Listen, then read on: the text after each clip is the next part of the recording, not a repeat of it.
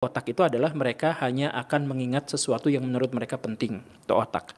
Ketika mereka belajar, tapi tidak dikasih tahu maknanya apa, mereka nggak tahu, sekali saya belajar ini faedahnya untuk apa, maka si otak itu akan mencoba menghapus materi yang kita pelajari. Terus sama kita diingat-ingat lagi, karena harus ulangan. Terus sama otak secara otomatis dihapus lagi, diingat lagi, dihapus lagi. Itulah yang terjadi waktu kita sekolah. Dan betapa merusaknya itu terhadap otak.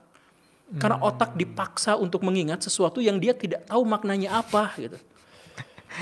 Ya juga ya. Iya kan? Iya. Nah kan misalkan gini, kita akan mudah sekali mengingat lagu yang relevan buat kita. Pas lagi putus ya ada lagu itu tuh tiba-tiba langsung nerapin. Ya karena relevan si otak mengidentifikasi bahwa informasi dari lagu itu adalah cocok buat kehidupan saya gitu. Itu kan gitu.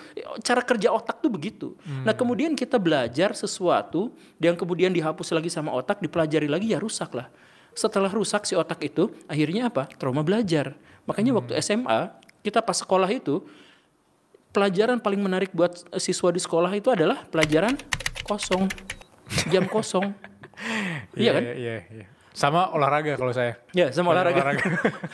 Ya, olahraga seru banget. Nah, tapi balik lagi, kenapa siswa-siswa kita suka sama pelajaran kosong? Ya karena coba pikiran paling sederhananya gini. Saya menghabiskan waktu untuk sekolah dan ayah ibu saya menghabiskan uang agar saya bisa bersekolah. Jadi ketika jam kosong harusnya saya demo. Saya marah pada sekolah itu.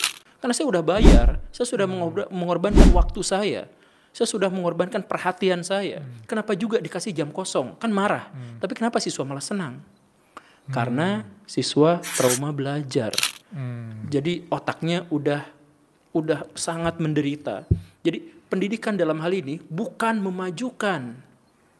Pendidikan kita bukan untuk memajukan, tapi pendidikan itu untuk merusak otak kita. Sehingga ketika kita sudah dewasa, satu-satunya yang kita pikirkan ketika kita mau kuliah adalah jurusan apa yang paling mungkin memberi saya lapangan pekerjaan.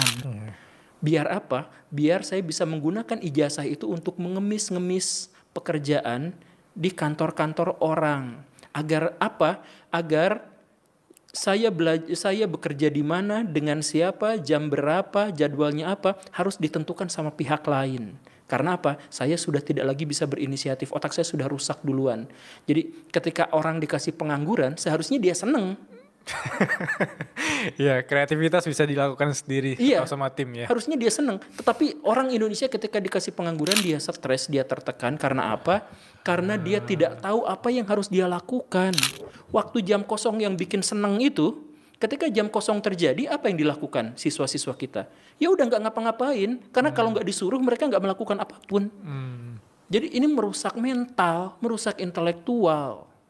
Jadi pendidikan kita itu kerusakannya udah kompleks seperti itu gitu. Jadi bahkan saya juga sampai bingung apa yang harus saya lakukan. Kalau misalkan pendidikan sudah seperti ini, dimulai dari mana gitu? Apa yang bisa diperbarui dari sini gitu?